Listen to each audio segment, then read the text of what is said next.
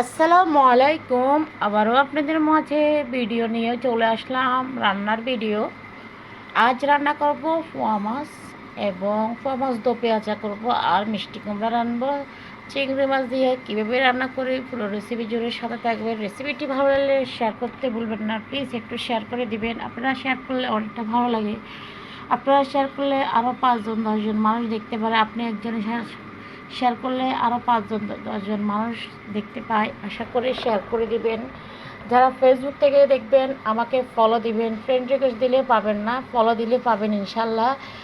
আর যারা ইউটিউব থেকে দেখবেন আমাকে সাবস্ক্রাইব করবেন, পাশে থেকে বেল আইকনটা বাজিয়ে দেবেন, আমাকে একটু সাপোর্ট করবেন। ইউটিউবে আমি অনেক কিছু বুঝি না, আমি সবসময় বলি আমি ইউটিউবের অনেক কিছু বুঝি না। সবাই আমাকে ভালোবাসা দিয়ে পাশে রাখবেন। তাহলে আর কথা নয়, মূল রেসিপি চলে যাচ্ছি। আমি এখন রান্না করছি। প্রথমে আমি পোয়া মাছ দো পেঁয়াজা করার জন্য মশলাটা তৈরি করছি। আর মশলা কীভাবে তৈরি করছি আশা করি দেখতেই পাচ্ছেন। আমি যেভাবে রান্না করি আপনারা সেভাবে রান্না করেন কি না অবশ্যই কমেন্টের মধ্যে জানাবেন। সবাই আসলে পৃথিবীতে সবাই সব কিছু পারে না। এক একজন এক একটা জিনিস এক একজনের থেকে দেখি শিখে। কেউ একটা কথা আছে না, মায়ের গর্ভে থেকে কিছু শিখে আসে না। মানুষের দেখা, মানুষ দেখি দেখি মানুষ অনেক কিছু শিখতে পারে। বা আপনি যা জানবেন আমি তা জানবো না, এটাই হলো কথা। আমি সবসময় নিজেকে ছোট করে দেখি, কারণ আমি ছোট, আমি বিশ্বাস করি। কারণ ছোট করে দেখলে কখনো মানুষ ছোট হয়ে যায় না। আর ছোট করে দেখলে মানুষের কাছে ভালোবাসা পাওয়া যায়। আর নিজেকে ছোট করাটাই উচিত, কারণ আমরা পৃথিবীতে বাঁচবো কয়দিন, মানুষকে নিজেকে বড় করে দেখাটা উচিত না। তো যাই হোক, আমার কথার ভিতরে ভুল ত্রুটি থাকলে অবশ্যই ক্ষমা দৃষ্টিতে দেখবেন।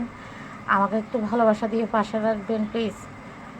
আমি হয়তো আপনাদের মতো অত গুছাই বা সুন্দর করে কথা বলতে পারি না, যেমন পারি বা যতটুকু আমার মাথায় আসে বা আমার ক্ষুদ্র জ্ঞানে যা আছে সেটাতেই আমি আপনাদের সাথে কথা বলে যাই।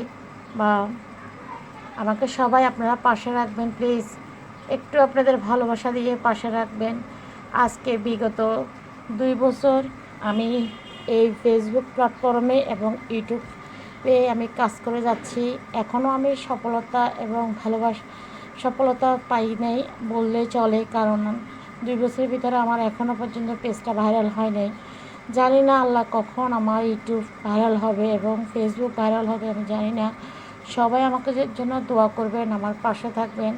যদি আমাকে ভালোবাসে থাকেন অবশ্যই আমাকে পাশে থাকবেন, আমাকে একটু সাপোর্ট করবেন। আমার এমনিতে ফেসবুক বলেন ইউটিউবে বলেন ফলোয়ার একেবারে কম আসে, খুবই কম আসে। তো যাই হোক, অনেক কথা বলে ফেললাম। কথার ভিতরে ভুল ত্রুটি থাকলে অবশ্যই ক্ষমা দৃষ্টিকে দেখবেন। এতক্ষণ আমার ভিডিওটা দেখার জন্য, যা আপনারা ধৈর্য সহকারে দেখার জন্য অসংখ্য অসংখ্য ধন্যবাদ। সবাই ভালো থাকবেন। আমি সবসময় সবার ভালো থাকা কামনা করি। আমার জন্য সবাই দোয়া করবেন। আল্লাহ হাফেজ।